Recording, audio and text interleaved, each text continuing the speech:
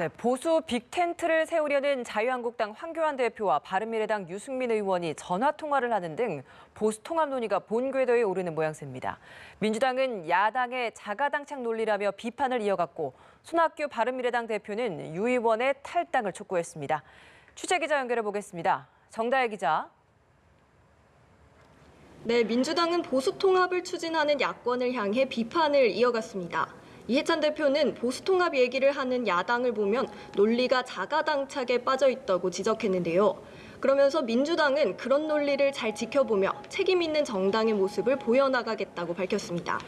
반면 한국당 황교안 대표는 보수 대통합은 특정 세력의 문제가 아니라 대한민국을 살리기 위한 자유우파의 책무라며 힘을 모으겠다고 거듭 밝혔습니다. 말씀하신 대로 황 대표는 어제 바른미래당 비당권파 유승민 의원과 전화통화를 가졌는데요. 유 의원은 통화에서 보수 재건을 위한 대화 창구를 만들자고 이야기했다고 밝혔습니다. 황 대표도 일단 우리가 실무협상팀을 출범시켰으니 그쪽도 협상팀을 만들자며 때가 되면 조만간 한번 만나자고 제안한 것으로 전해졌습니다.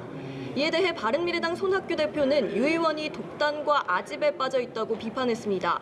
손 대표는 전화 안 받기로 유명한 유 의원이 황 대표의 전화를 받았다며 급하기는 급했던 모양이라고 꼬집었는데요. 바른미래당과의 관계는 빨리 정리해주는 게 정치적 도의라며 하루빨리 당적을 정리해달라고 촉구했습니다.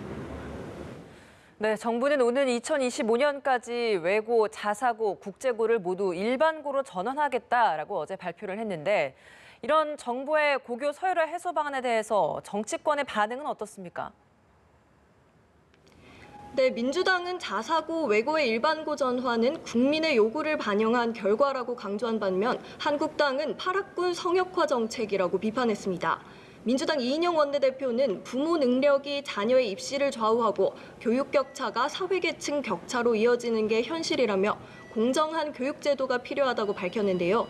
특히 외고, 자사고, 국제고가 설립 취지와 다르게 운영돼 입시 전문 학교로 전락했다는 비판만 듣고 있다며 공교육 시스템을 강화하는 데 최선을 다하겠다고 했습니다.